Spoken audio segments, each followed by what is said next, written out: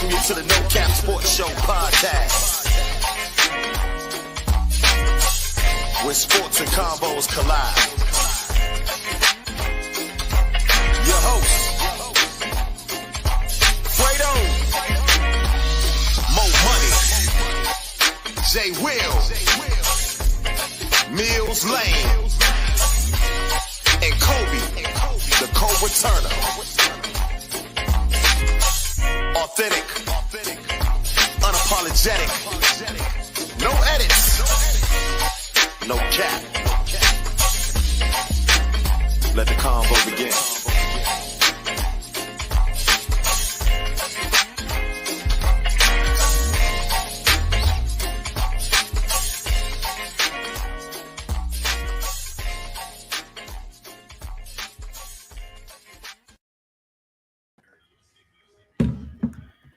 Welcome to the No Cap Sports Show podcast. I am your host, Fredo. I'm your co-host, Mo Money. I'm your co-host, Mills Lane. And I'm your co-host, Kobe, the co-returner. Well, guys. How it be? I mean, long time no see, right? We was gone for a week, and I mean, wow, it's good to see you guys. You too. You too. To see you as well. Too, bro. Yes, man. I mean, I sense some energy and stuff like that, man. I don't know, man. Am I missing anything? Am I right? Well, Yeah. I mean, one of us is 1 year older. Okay. You care to elaborate on that? Somebody had a birthday yesterday. Somebody would be me. Pisces season is in full effect. That's I had a what I'm birthday talking about. yesterday, so Yeah. Well, I want to take this opportunity once again to wish you a happy 35th birthday. hey, I mean, yes, 35. Let's keep it right there. That's a good one. Okay, so little Birdie told us that you were on a trip in Houston. Do you care to elaborate on that? I mean, I was in Houston. That is a fact. Okay. I met Congressman Al Green from Texas. We saw sat that. next to each other on a plane coming back. But Houston is really nice. I have never been to Houston. I've only been to Dallas because I'm a Dallas Cowboy fan who's actually been to a game. That's just one, but still, it matters. But Houston is really nice. There's a lot of us in Houston. Where I was and where I saw is a very clean city, you know. I don't have any complaints. The food was good. We hit up Papados because you know you just have to. Okay. And Papados.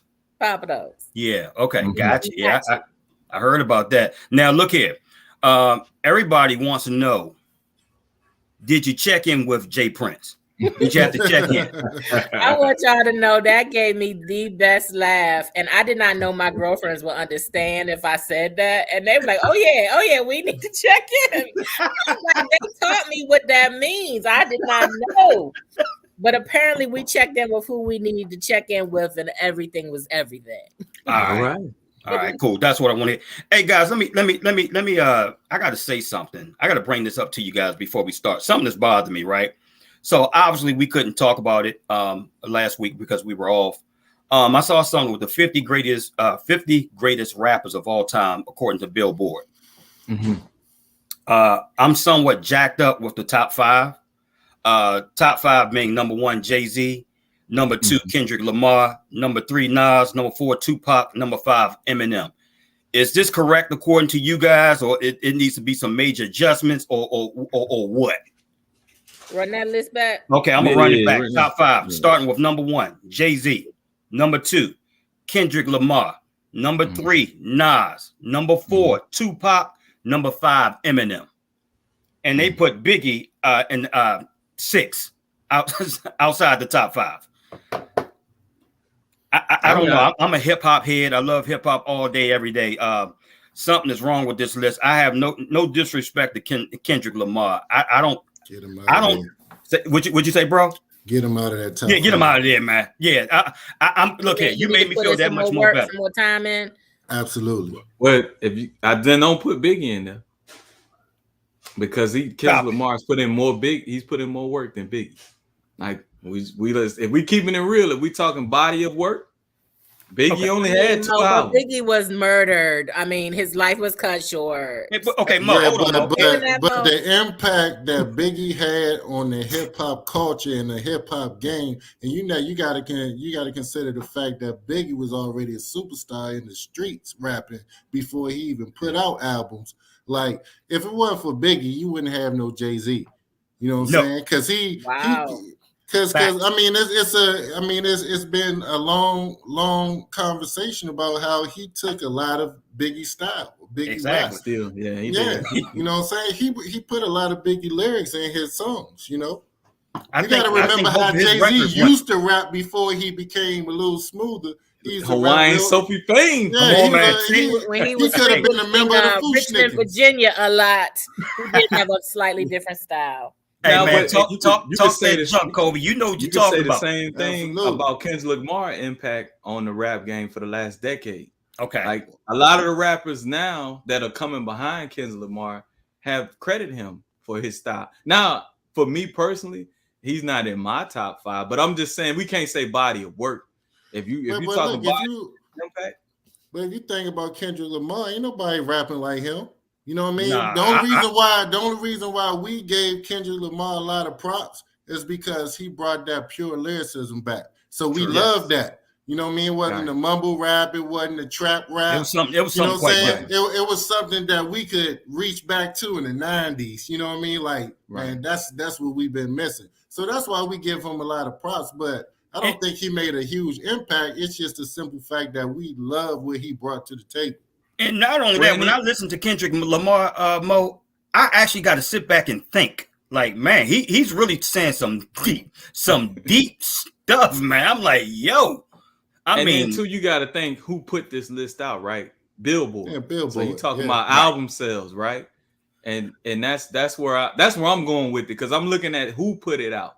We're not talking about KRS-One's list or Rakim's list. We talking about Billboard. So Billboard is going to be based upon album sales.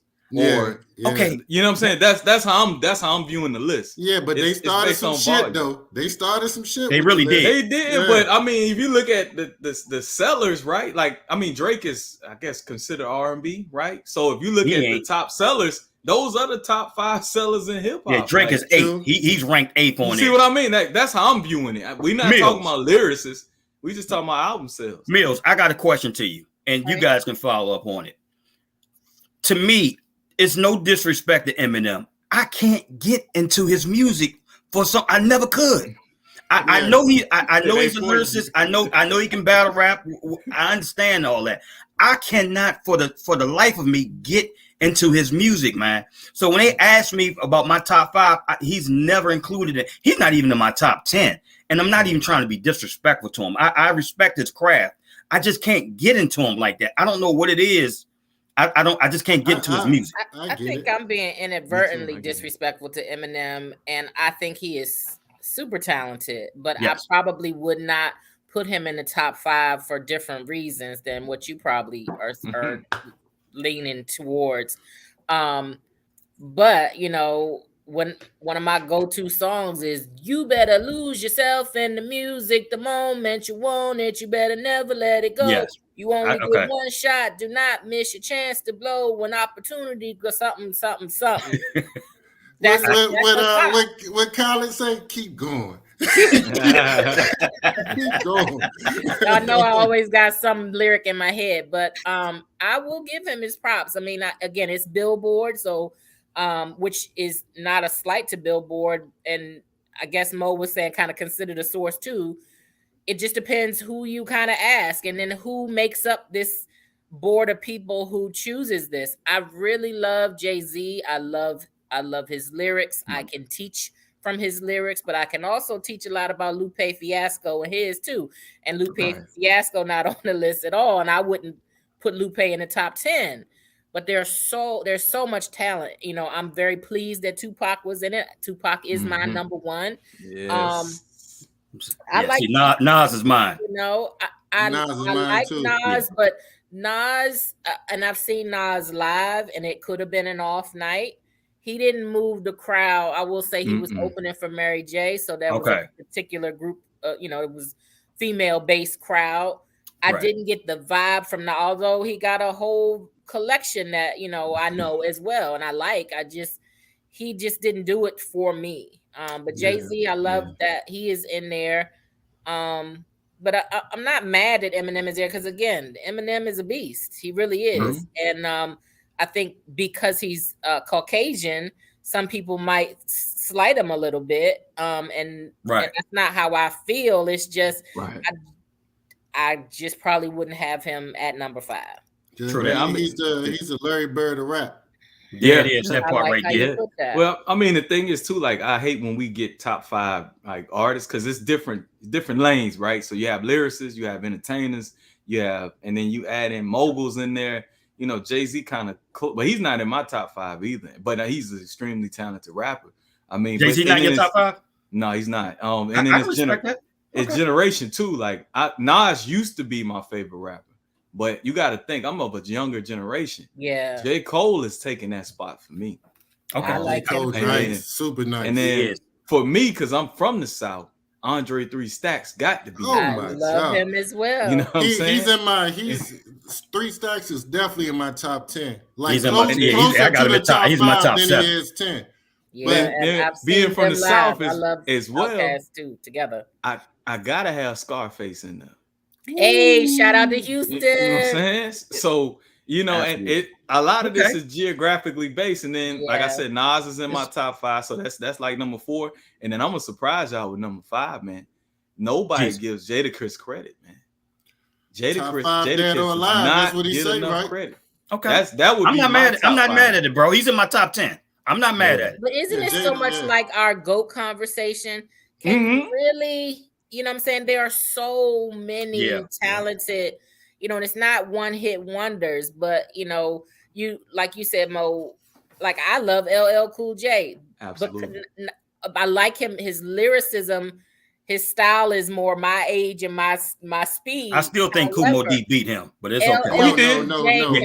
Cannabis too? Are you serious? No, yes, I didn't hear what you said. What? Absolutely not. Hey Mills, I said Kumo D put LL to sleep.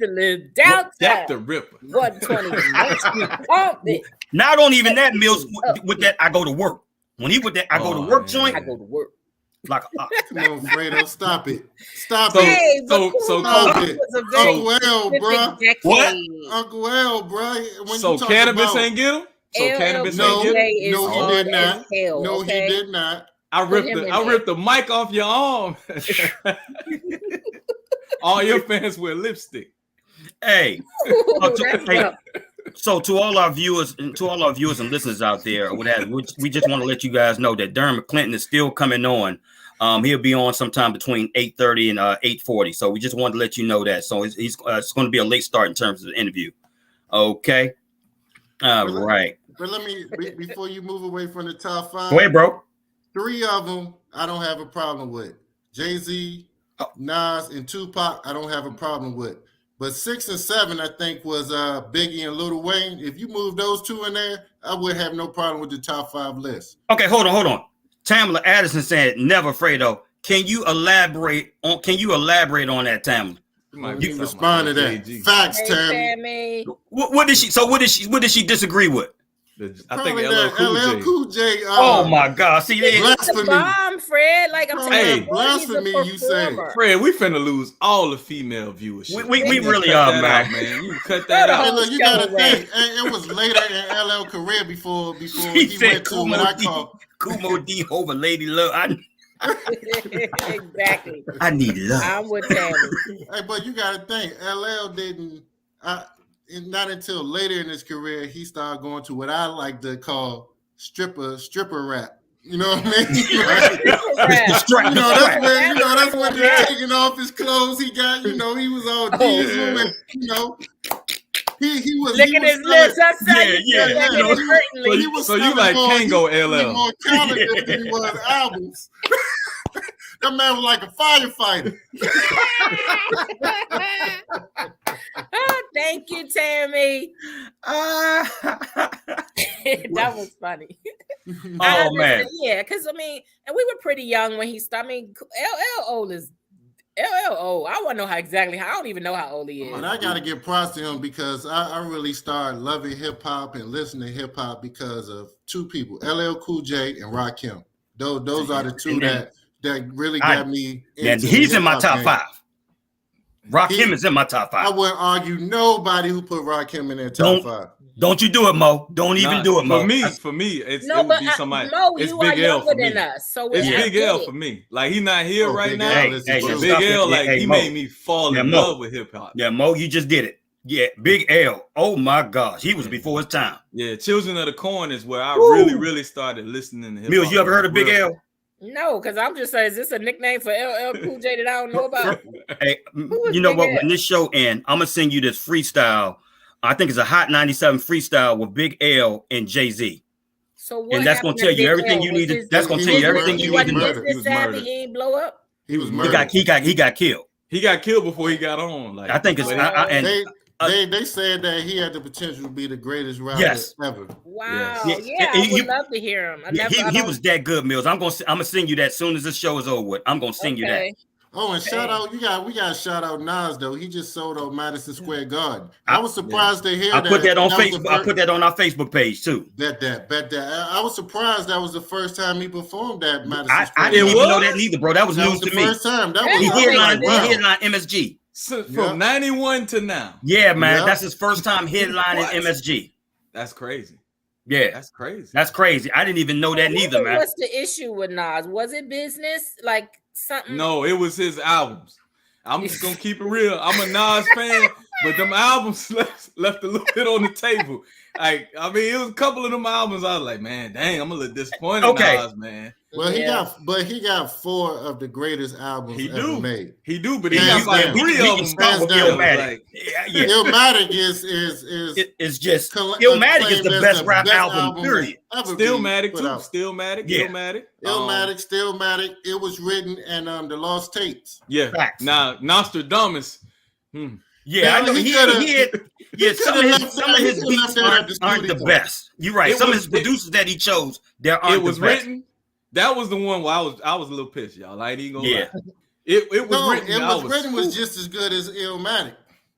It was all right, but it didn't do it for me. I'm Illmatic to the day I die. But you know what it was, Mo? Because Illmatic was somebody that was hungry coming out of Queensbridge and didn't make it yet. And Illmatic was somebody who experienced success for the first time. So you saw him a little more I guess smoothed out or whatever you want to call it. So he rapped about more things. You know what I mean? Hey Mills, I know something that before we get into our we're about to go into our everything current NBA news.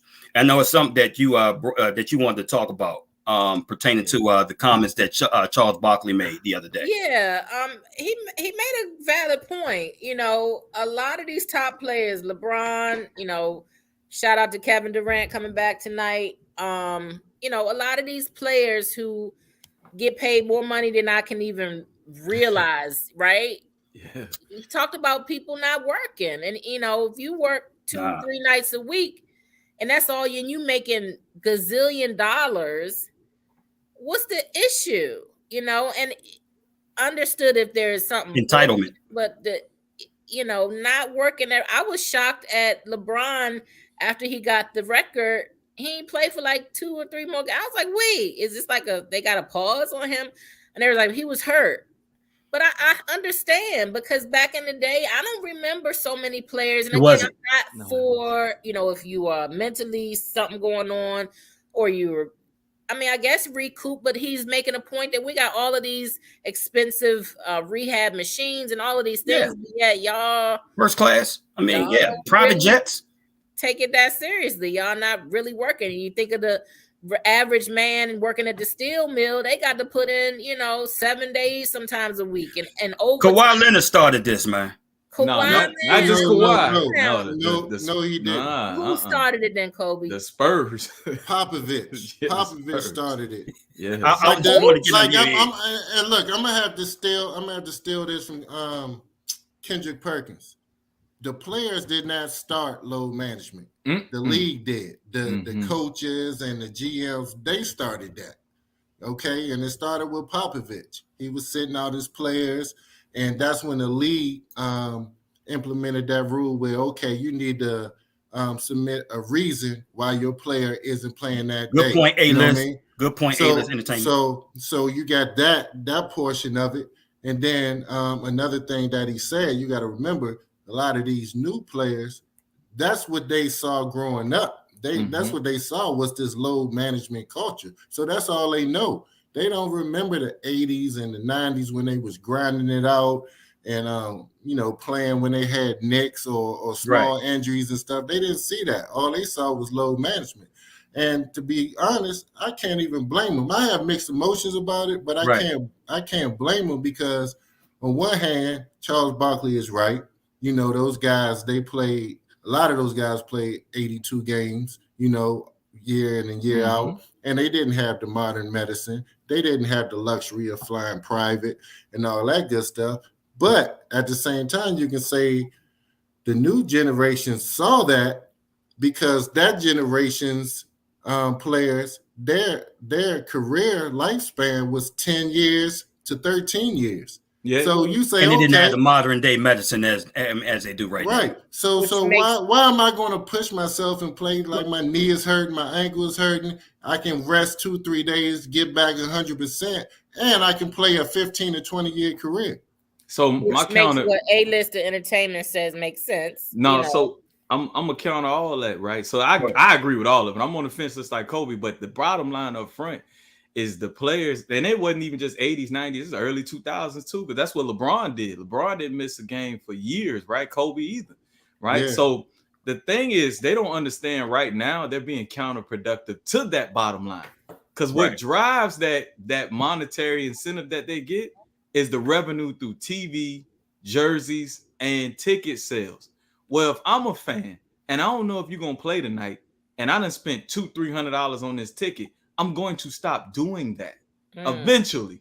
So there's the ticket prices are already like astronomically high, and it's already starting to dwindle with viewership and at the gate, which is going to lead the owners to take back some of that money. So what the players have to understand is you got to be very strategic with this thing, and you can't only play 40 or 50 games because you want to.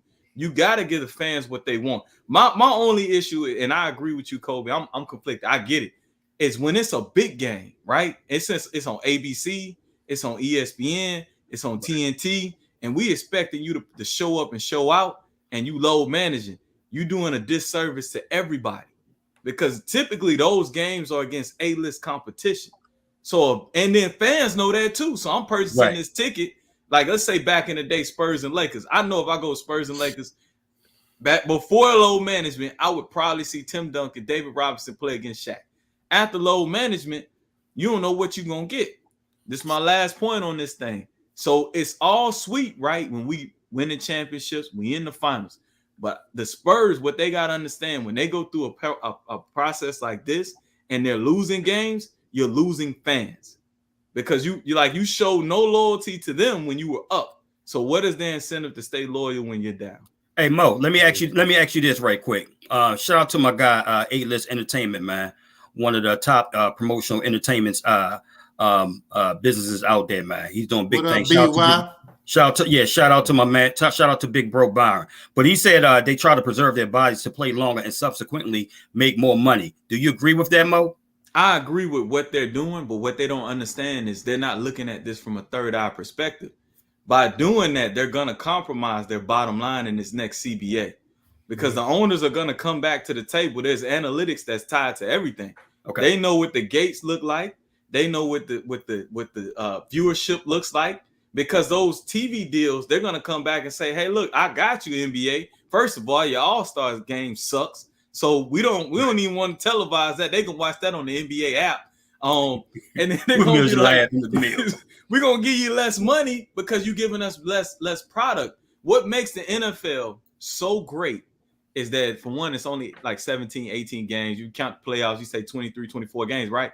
But every single game matters, and you're gonna get the best out of the players. So they get the top dollar when it comes to these contracts with different TV deals and rights.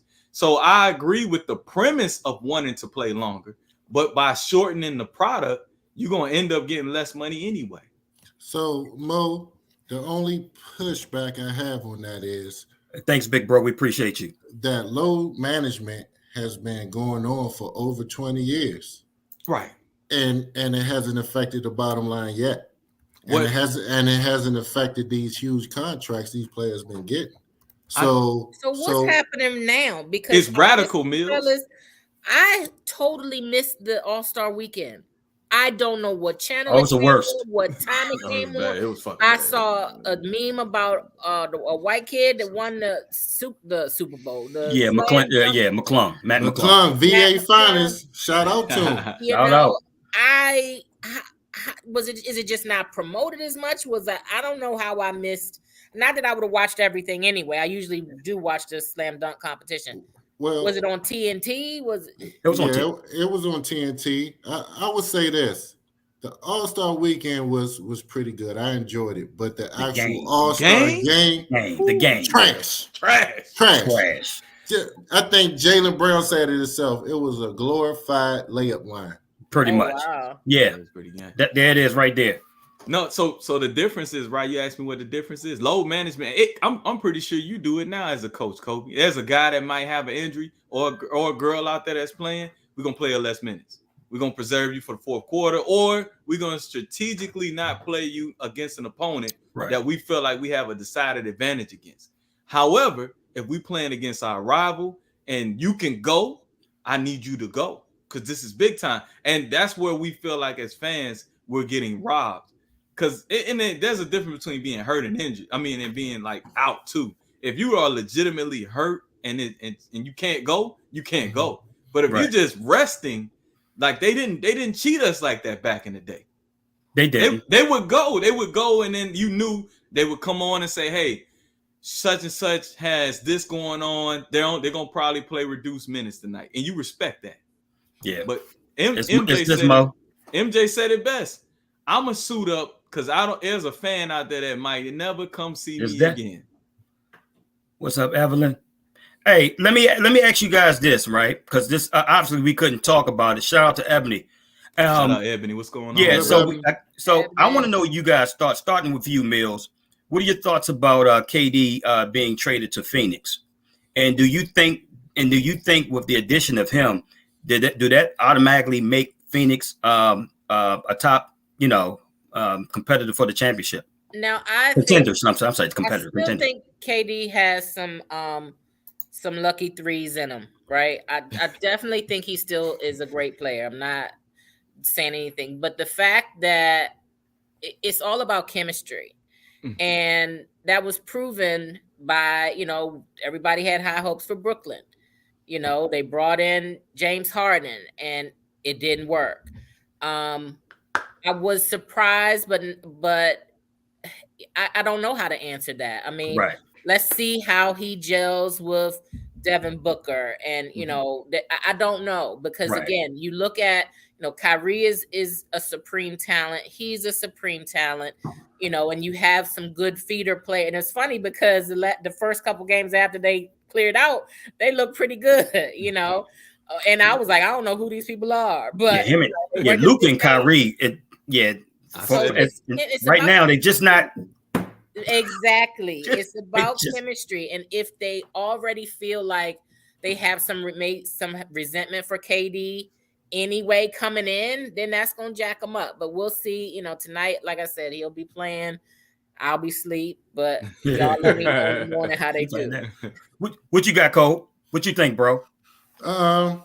I think it do make them an immediate contender, because one thing we all know the talent that KD has. He's one of the greatest players, not only in the league today, but one of the greatest players of all time. And he still have a lot in the tank. I mean, and he's going to a situation where, we criticize KD for his leadership abilities, but he goes somewhere where he doesn't have to be the leader. All he has to do is go and hoop. And he loves the hoop, so he gonna go do his thing. Chris Paul is gonna be the leader of that group. Make sure everything stays intact. And then you got another star on the borderline of being a superstar in Devin Booker. So you got the firepower on the wings. And I like Ayton. Aiden is a hell of a big. He's still young, so I think they got everything there that they need. Oh, and not to mention Monty Williams as the Yes. coach. They Shout have out to Monty Williams, everything Potomac's there. finest. Yeah, they have everything there to be successful and to win a championship. Okay, let me counter that. Let me counter this and let me throw this at you. Shout out to Abby. She said, I heard Katie got a new hair deal with Soul Glow. Yeah, go ahead with that foolishness, Abby. We ain't tolerating that over here.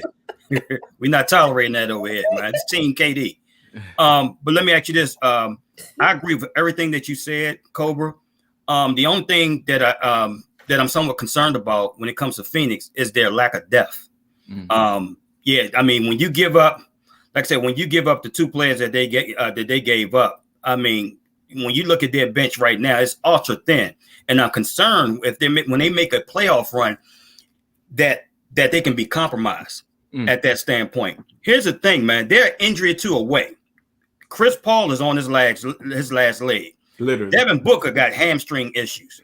KD, I mean, you're right. You just never know. So one false injury, man, it's pretty much over for them. I'm not so much. I never considered them title contenders, at least this year. I say, okay, let's take a look at it next year. So therefore, they'll make some moves in the summertime to solidify their bench. So that's where I'm coming from in terms of that. You say what to that? I say, they top heavy. They kind of remind me of the Miami Heat with LeBron, D Wade, and Chris Bosh. They didn't have a deep bench. They was top heavy, and they filled that roster up with a lot of guys that other teams didn't want. A lot of old veterans. So you just need somebody to give them a breather every now and then. But those guys is going to play the bulk of the minutes, and those are the guys that's going to bring you home. I mean, you got somebody you got two players that can give you 40, 50 at any moment. Like Delonte Cameron just said no bench though. But hey, we'll definitely see. Good comment, Delonte. Yeah. Hey, Mo, what you say about that, bro? I'm glad Kobe brought that up about the Heat. So I want you to take a look at the NBA landscape when the Heat were making a run. There weren't a lot of teams out there that were any good. If you look at the Western Conference right now, Phoenix may end up playing, depending on how it shakes out, they might end up playing Minnesota or Golden State in the first round. Golden State wouldn't be good. So the West is so stacked. They'll beat them, but it ain't going to be an easy out. And what that does when you have a team full of 30-year-old plus all-stars is that wears you out. That attrition wears you out. And we've seen Chris Paul wear down in the past, just throughout the playoffs. And they can't go if Chris Paul doesn't go. But Mo, let me counter that, Mo. Okay, but wouldn't the addition of KD, wouldn't that somewhat, alleviate Chris Paul in a sense, meaning that he doesn't have to score as much. He doesn't have to grind as much. We all play sports, right? If somebody get hurt, can they lead as effectively as if they were playing? Because that's what they really need from Chris Paul is the leadership aspect. Not only leadership and facilitate. And the pace and space of the game. Because somebody has to make sure they control KD's shots, Devin Booker's shots. He's getting them into the offense. Right. Everything runs around because he's a traditional point guard. Right. The other thing I will say that I think Phoenix is definitely a contender. Let me start off by saying that. Well, I don't like them as the favorites. Is what are you going to give me defensively? Because when you lost your best wing defender, Mikal Bridges is a top 5 defender in this league. He was a defensive player of the year candidate. And what made Phoenix really good then was the fact that they had Jay Crowder on the wing, they had Johnson on the wing, and they had Mikal Bridges on the wing that could switch when you played that lineup. They don't have that ability anymore. So even if you say you can beat a team like Dallas or Golden State, who's going to defend Luka? Who's going to defend Klay Thompson on the wing? Who defended Steph? Because at this point in his career, Chris Paul cannot do it. And I know there's a counterbalance to that, and they got to defend those guys. But I'm telling you that attrition, it wears you down. That's why depth is so important when you get into the Western Conference Finals. That's why teams like Denver, Milwaukee, Boston are the favorites to come out of their respective conferences. Okay. Yeah. Good point, guys. Darren having issues logging in. He's trying to log in. Okay. No, we'll just go ahead and keep it going. Like I said, for a minute until he can log on. So, okay, what do you guys think about, especially you, Mo? What do you think about the additions that that the Lakers made with Vanderbilt and and all those other guys and stuff like that? I mean, you're definitely deep from a bench standpoint and a scoring standpoint. But the key is with you guys is just injuries. Yeah. You got LeBron that's going to be out for a limited time, and then, like I said, and then that AD is out tonight, and you don't know what you're going to get from AD. You do not know. No, he's part of the new generation. You have. Yeah, I mean, it made them a watchable NBA basketball team. Mills, I wouldn't be surprised. He's involved in the trade this summer. For who? Yeah. And where? Yeah, I would say for who, because I mean he's just got bad wheels. Like it's just so many things. His back, his knee, everything, his ankle, and that's what a lot of people. I used to work with a guy at ESPN whose dad was the team doctor for San Jose Sharks. They're Chinese, and he was a Yao Ming's doctor and surgeon. Okay. And we used to talk about how, being that tall and how much pressure it is on your knees, on your back. You know what I'm saying? How long can you really sustain it? How long was Yao Ming's career in the NBA? I know he played, in China or whatever, but still all of that, AD he is a lottery. You know what I'm saying? Like he's a wild card. Right. And he clumsy. Like I'm just gonna keep it real, straight up like a deer or like a giraffe. You know what I'm saying? Just like he need to take some classes on how to fall. That's part of his problem. He does more detriment to his body in the way that he plays. Like that part. And there's art to falling. Yes. You know what I'm saying? Right. I used to play, like I know. I used to be about that life on that court. Getting your hip on that ground. Right. All right, Kobe, go ahead, Brick, bro. All right, y'all. Look, we got a superstar that just entered the podcast. Our special guest for tonight, Darren McLinton. What's up, bro? How's everybody doing? Hey, man, we're doing great, man. We're blessed, man. Can y'all pleasure to have you on. Can y'all hear me? Yes, sir. Absolutely. Yeah. I just stepped back here in the office. We had a game in the Maryland private school state tournament. So we just finished. We just lost to Mount Zion. So as soon as the buzzer went off, it was a close game too. I was hoping we'd be up for a while so I can get in here before the game's over. But hope I ain't hold y'all up too long. No. And I'm loving your spirit. If y'all just lost, I don't know if I would have done this show, bro. Let's try next week. Kobe's my guy. When he asked, I knew I had to show up. So. Yes, Kobe. That's what's Kobe. up. So somebody loves you. At least. Right. Somebody. So look, let's get right into it because I know we don't have a lot of time with you, but I just want to say before we get started, not only are you one of my favorite basketball players, but you one of my favorite people. You always been a 100 genuine dude, and I appreciate you joining this show with us. No, absolutely, man. We go way back, man. You had a dynamite career, and I'm glad to be one of the big brothers that helped you, come up. You and OC and those guys. Wow. I mean, he was lights out. Kobe was a big time player, man. So, it all comes full circle. This basketball thing is a fraternity. So, anything I can do to help, like always, I'm here for you, brother. Appreciate that, bro. So look, we're gonna start out with asking you. We know what type of tremendous career that you had on the basketball court. Where did it start for you, and who was that motivating factor for you, or who was that person that put that ball in your hand and say you can do something with this? Well, my journey, not a lot of people know this, but my basketball journey started about 7 or 8 years old. I'm the son of a former professional football player. My dad, Harold McLinton, was a middle linebacker for the Redskins, and he passed away tragically when I was 6 years old, and my brother was 9 years old. So if he had been living, probably our path would have been on the football side. But when he passed, we were young. so I lost my hero. My brother lost his hero. So all of a sudden, I just kind of looked to my brother and did what my older brother did, Kevin McLinton. If you all don't know him, he was the starting point guard for the University of Maryland. So our athletic background switched from, in my mother's eyes, switched from football to basketball kind of quickly because he took a liking to basketball. And to peel some layers back, I really think that his liking to basketball was him rejecting football because of the tragedy that just happened. And so we played a bunch of sports. We played baseball, we played soccer, we played basketball, and he didn't play football at all. I tried it when I was younger.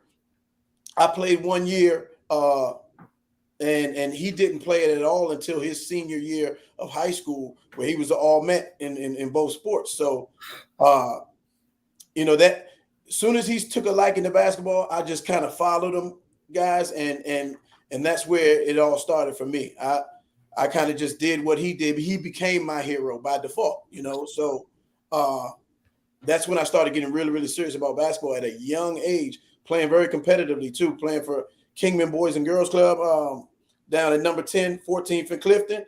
Wow. Number 10 Boys and Girls Club with Ed Hill and LeBerry Williams and those guys.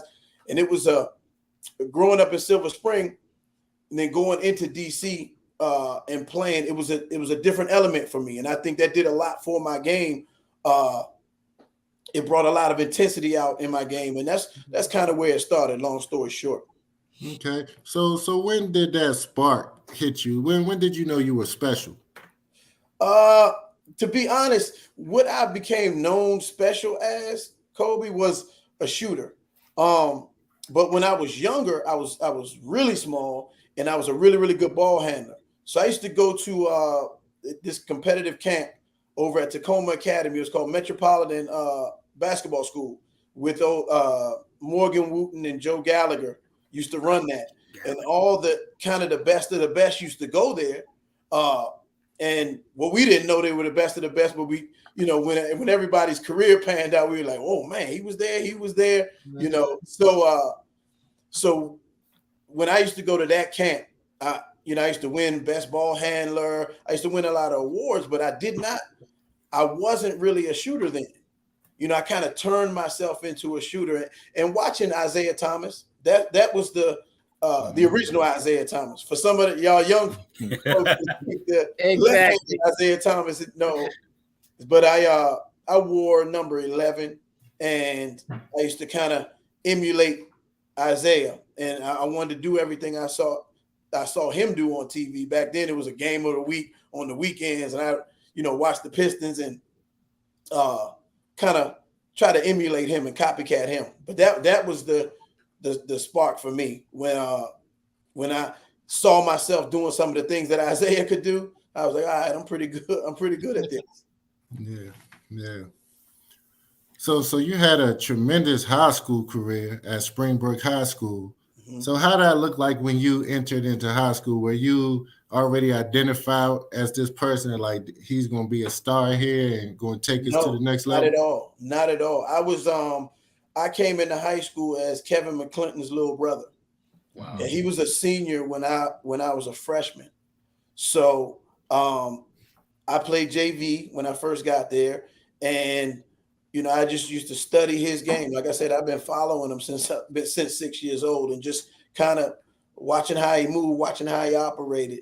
And so they were looking at my potential, yes, because I'm Harold McLinton's son. I'm Kevin McLinton's younger brother, so I'm third in line, so to speak. But I didn't burst on the scene just yet. It took till about my junior year when I started to create my own identity.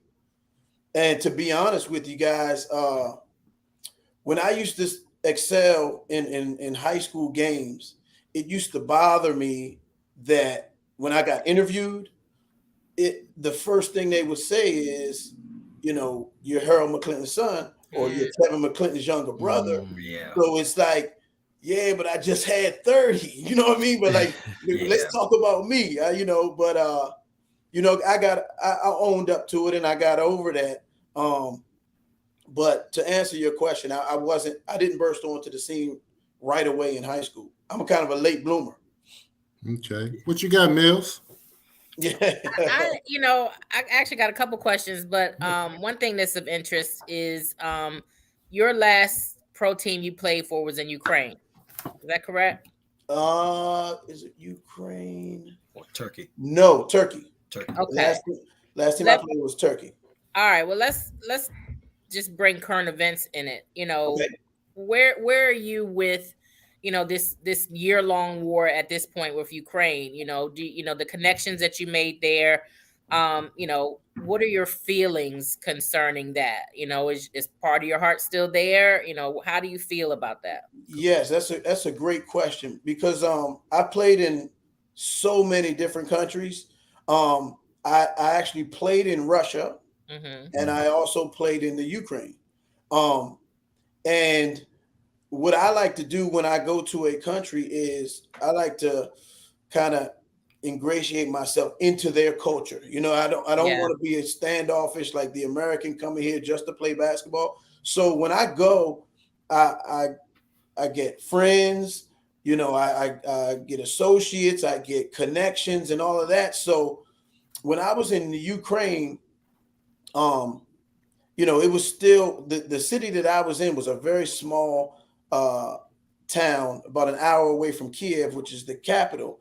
And I noticed how passionate those people are, and I know how much honor they have and how much respect they have for their country, because it's it was all former Soviet Union, and then they broke off into their own countries, and each individual country has a really, really passion about their homeland. And when but it's almost like their little brother country to Russia, though. So right. So not getting into the political side of things, but I feel the pain and the passion of the Ukrainian people, and it hurts me to my heart that this is going on, and it's been going on for a long time. And like what we get on CNN, what we get on all the newscasts, is we get the gist of it, but we don't they don't really give us the details, the hardcore details. Yeah. And I have some friends that I made over there that I still keep in contact with, and I send praying hands to them and let them know that I'm thinking about them. They've lost family members, they've lost loved ones, and it's just terrible what's going on. But that's the way of life over there. It's hardcore over there. Thank you. What's up, Mo? So one thing I would ask you, and this is usually what I ask most guests, because in life we don't live with regret, but we probably want to get better. So as you look at your life today and you look back and you say, hey, if you had to give advice to your younger self, what would that be? Good question. It's a great question. When I first came out of college, I was a fringe NBA player. I got drafted into the minor league, CBA and USBL. And for those of us basketball players that understand and know that struggle of being in the minor leagues and really, really being on that fence, there are little small things, little intangibles that can make you or break you. So I went to play in China, and I had a coach, an American coach in China. His name was Rodney Hurd. Rodney Hurd was from Detroit. And he's like the godfather of Maurice Taylor. If any of y'all remember Mo Taylor, that went to Michigan. And he had worked with Isaiah. He had, he used to tell me all about that St. Cecilian Church up in where all the big time players play up in Detroit. So long story short, we used to spend a lot of time together, and he gave me some advice because I was kind of a partier, you know, and I used to have a lot of fun. I used to burn the candle at both ends, you know, just being honest about it. And he told me, he said, if you could dedicate yourself for a year, put all the partying aside and really, really, because you have the talent, you know. And I thought I was a hard worker, you know, and I that's being this size, you have to be a real hard worker to even get to the levels that I got to. But he used to always tell me that, you know, it's a certain level of dedication that those NBA guys have that a lot of people don't understand.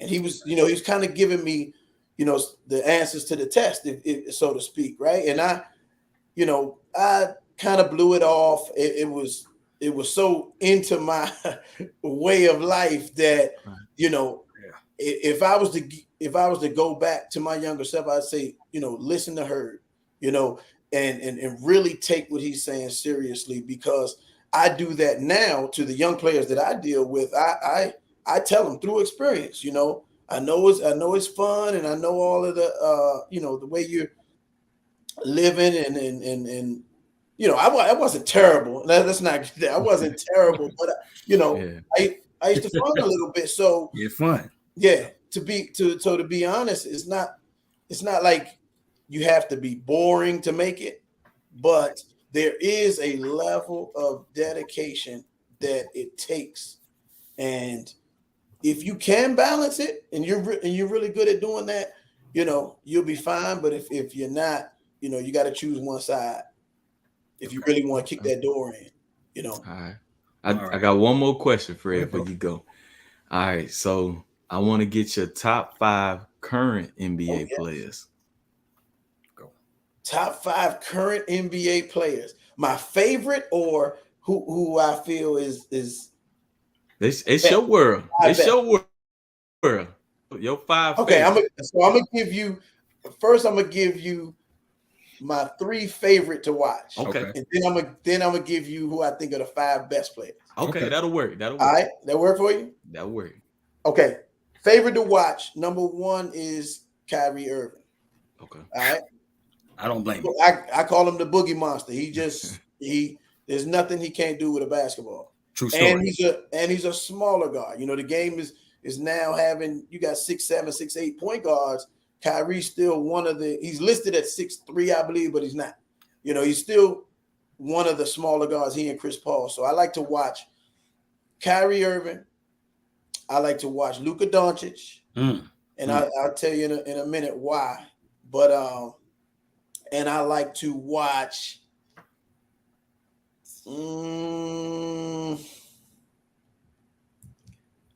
Devin Booker. Okay. All right. So I like scorers, and I like explosive scorers.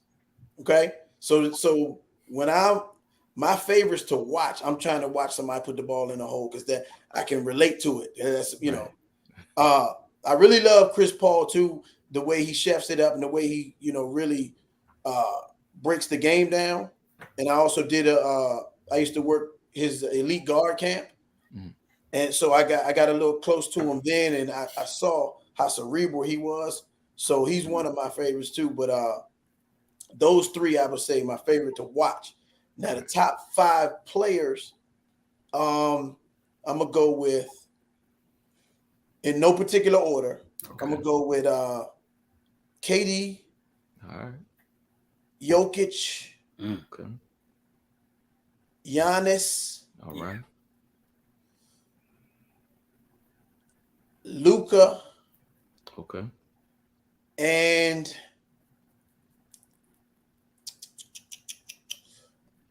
I'm still gonna throw LeBron in there. All right, salute to that. I'm still gonna throw LeBron in there. Salute to that. LeBron, what he's doing at this age, and how his body, he keeps his body, you know, on point and healthy and strong. You got to give credit to that. even if he slowed down a step, he's still going from a 40-inch vertical to the 36. But I say those 5 are on top of the game right now. And then those 3 that I mentioned are my favorite to watch. And Luka, I say Luka because I played in Slovenia, and that's where he's from. And I played with his dad. His dad was a teammate of mine. What? So I met Luka when he was a little kid. He was a ball boy for our squad, and I did a commercial with his dad, and Luka was on that commercial as a young boy. So I've always been a favorite of his, even before he got to the NBA, when he was coming up in the European League. So, I got a place in my heart for the young fella. Okay. So Darren, we know you was putting up big time numbers your senior year at Springbrook, 22 a game. Yes, sir. And we know you was recruited by JMU. Who were your other recruits that was trying to that recruited you? I had Temple, UMass,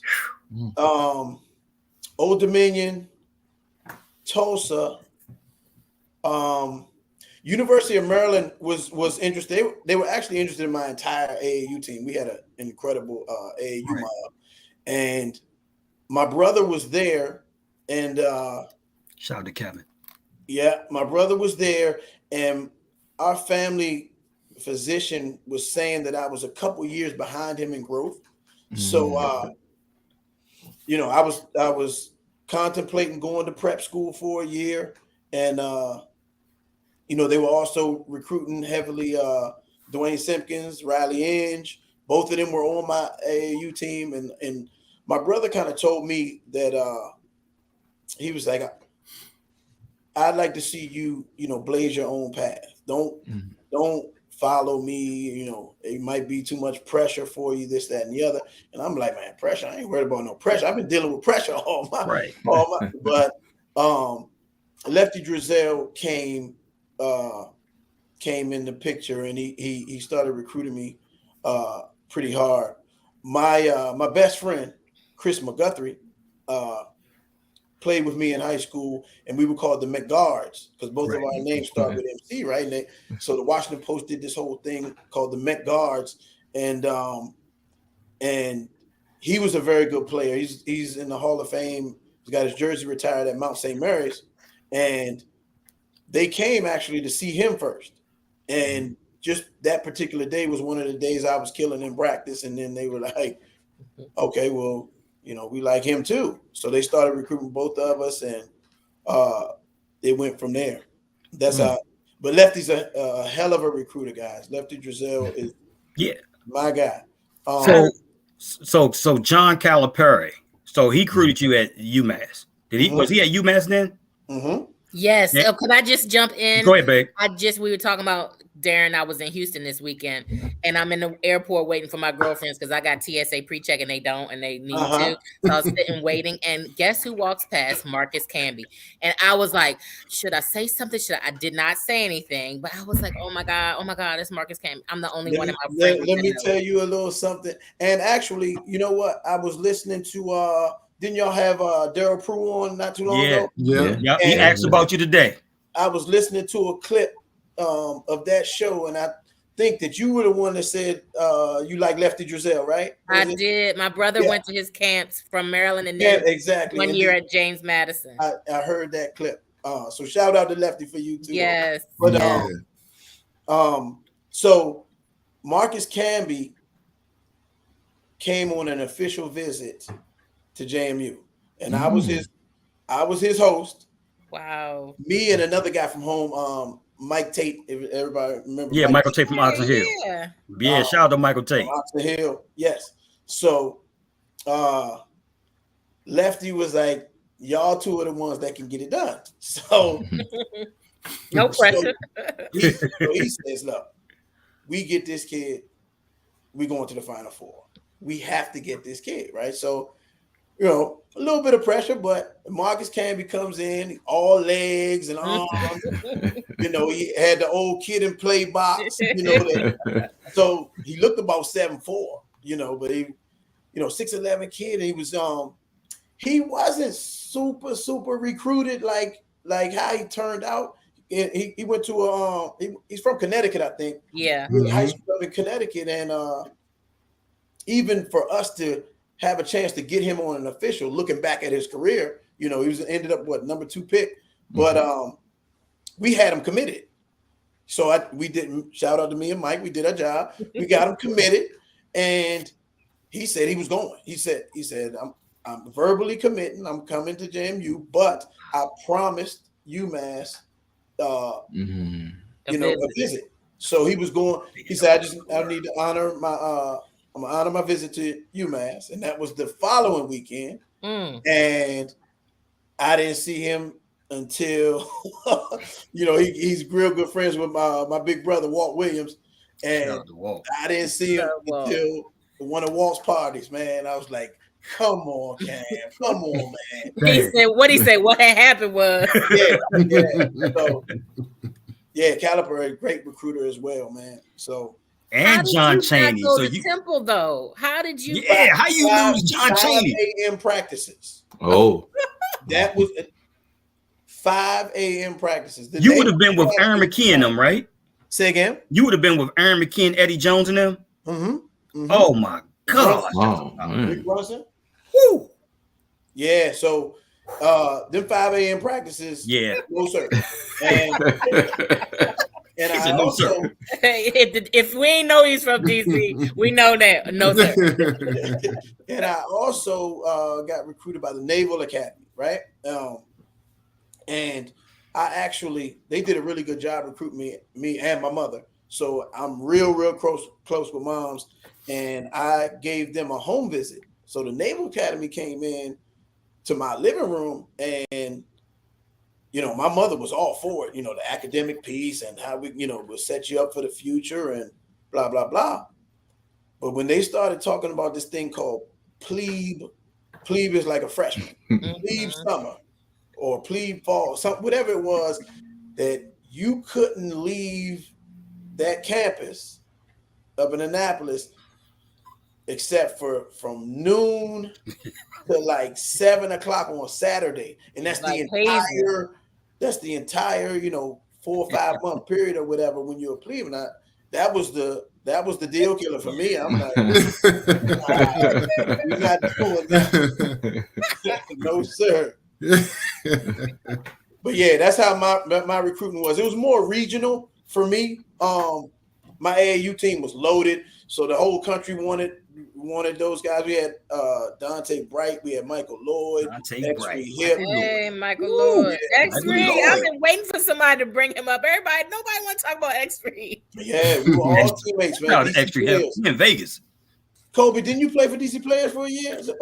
No, I played with the greatest AAU program of all times, Executive 3. Executive 3. Okay. Yeah.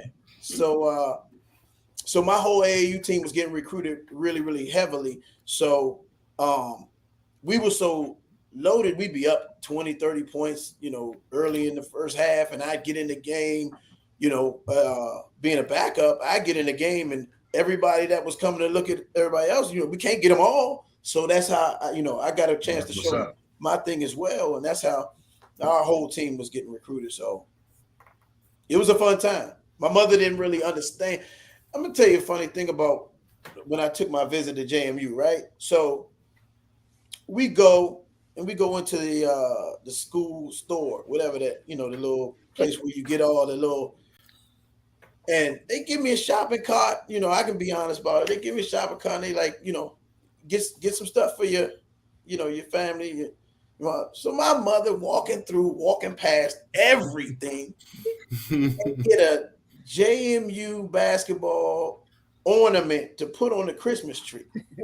That's it. And they had this, is that all you want, Miss McClain? Hey, this is the no cap show. That's all you want. So yes, sir, that's it. That's really nice, isn't it? I said, yeah. So I made it a point, once I got there and they flooded us with all the gear and stuff, she had anything she wanted. So That's what's up. Yes, I love it. No, because in the back of her mind, she not believing that this is really free. Because if she go ahead and go buck wild, she get up to the cashier and they be like, "That'd be $700." Exactly. Like, what happened was exactly. she was being smart. Yeah, so look, I have one more question for you, and then we're gonna get into what we call a rapid fire. Sure. So you gotta be ready to answer these things quick. We'll put some pressure on you. Ooh.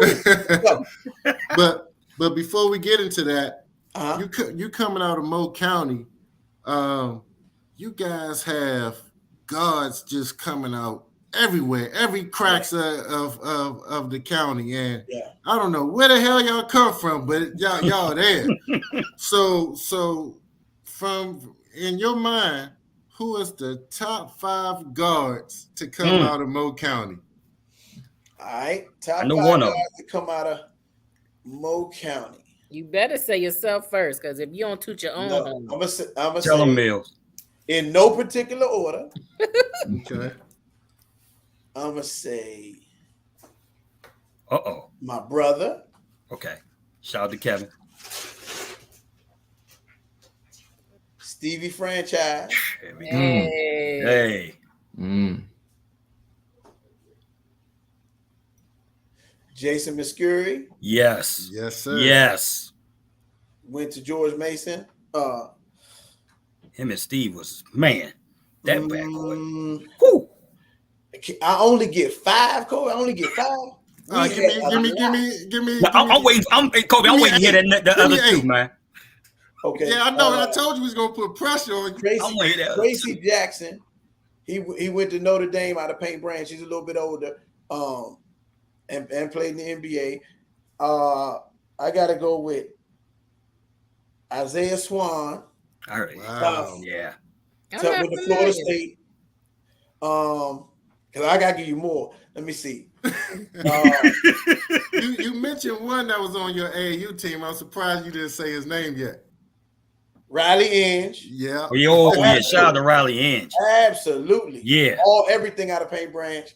Also went to Mount St. Mary's. Chris McGuthrie. I'm gonna give you something about Chris. Chris McGuthrie from 92 to 96 when we were in college. That 4-year span, he led the entire country in scoring. He scored the most points in that 4-year stretch right there. He came in averaging 20 and left out averaging about 23. So it was he could really, really light it up, man. He was tough as nails. Jamar Hutchison was tough. Okay. You about to mention the whole Mo County. Yeah. I'm waiting. We gotta give you one more, D. Remember my little lefty, little Glenn Stokes? Oh yeah, hell yeah, little Glenn, my man. Yeah. There's one more I'm waiting for him to say, but he ain't said it yet. So I know somebody that's gonna be truly upset if you don't say his name. Yeah, I'm thinking. I don't know if you think the same person I'm thinking. You're gonna have problems in the streets because that's how he go. And he went to Springbrook. Yeah. Oh, Treon Ridges. Yeah, you gotta say that. Yes, sir. You know he'll be pissed off at you. Okay. Yes, sir. Okay, hold on. Here we go. We got Treon. We got Roger Mason. Yeah, shout out to Roger Mason. We got Chris Monroe. They went to DW. We gonna give you one more name. One more name. Let me see. Another Springbrook? Dave Vanderpool. Go, they think. That's what I was about to say. Man, I was scared. Hey, look. He's one of my favorites. I was scared. I was like, man, he's not gonna mention David Vanderpool. No, you know what? These guys I talk to all the time, so they just He assistant coach of Brooklyn now. But Vanderpool, do it all. Does Jerome Williams count as a guard? Yeah, he yeah. He was a point forward, right? At Georgia. He was a point forward, yeah. Okay. He was a Scottie Pippen type back Jerome Williams then. was from Montgomery County? Yes, ma'am. Yeah. I did not know that. Yeah, AKA can up in the mouth. Stop. He was at there with Damon. I didn't say that. Miles Ross said that. I didn't say that. Listen, leave that man teeth alone. I didn't say that. We had him. It was Nah, there was Shout out a to Miles lot Rowe. of talent that came out of there, and something about my era that 90 to 94 around that time, we kind of brought Mo County together with your Alexandrias, you know what I mean, to your PGs, your DCs, because we used to play a lot, and instead of clicking off, we would go to, you know, different gyms, and you know, I knew everybody. I had a real outgoing personality, so That's what's a up. lot of these guys were my guys. Keith Veeney has been my brother for Keith Veeney. so long. Wow. Keith Veeney. One of the Yeah, greatest so shooters I've yes. seen. Oh, absolutely. And so he brought me, you know, he introduced me to a lot of the PG guys, you know, and decent Dwayne Simpkins introduced me to a lot of the PG guys, and then, you know, we ventured out into Northern Virginia, and you know, that Alexandria crew, man, y'all, goodness gracious. You said OC. I said when you mentioned OC earlier, I was like, Yeah, okay, absolutely. yeah, he know. Oh man, big guard can. Oh man, I love those guys, man. Hey, D-Mac, I seen it up close when he was 11 years old, man. He was palming the ball and everything like it wasn't nothing. So yeah, goodness, and it was slow motion, man, and there was nothing you could do. He put that shoulder, Yes. in, spin mid range, and he had great vision. It was yeah, you know what I mean? yeah. He is cerebral. Yeah, very smart. Yes, sir. Yes, sir. So we used to bring all those areas together through basketball, and it was real good. It was a real good time for the area, because a lot of times you say, you know, DC would be like, you know, the inner high is the best. You know, PG always say, you know, PG's the best, and you know, Mo County and Northern Virginia, because people used to be like, yeah, Dennis Scott, Grant Hill, yeah, they good, but you know, they can't really play out there. But yes, they can. Yes, they can. And Mo County's always been looked at, you know, spoiled suburban kids can't really get it done like that. But yes, we can. Right. You know what I mean? So Yes, you can. You know, so we used to all play together, and it was a beautiful thing, beautiful time too. Absolutely. All right, what you got, Kobe? You ready? Fredo, let's get into this rapid fire. Oh, you already man. know. You already know. I'm falling back, Kobe. It's on you, big little bro. All right. I'm only going to give him a cool 5. All right, go ahead. Then I got a bonus question for him. Okay. So the first question, do you prefer DC, Mo County, or DMV?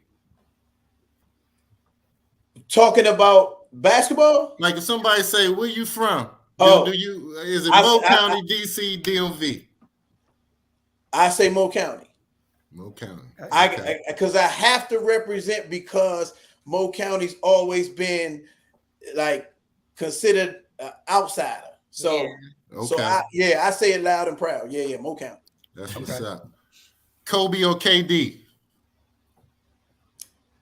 Kobe.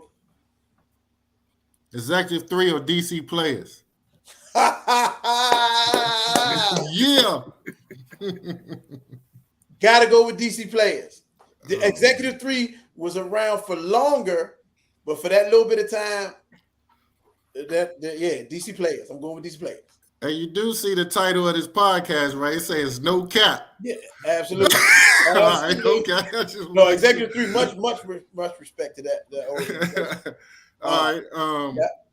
LeBron or Jordan? Jordan. I said that one. That's the quickest answer I gave you out of all these rapid fires. And I didn't like it. Jordan. Michael Jeffrey Jordan. All right. Who will win in a one-on-one game in your primes? Darren McLinton or Kevin McLinton?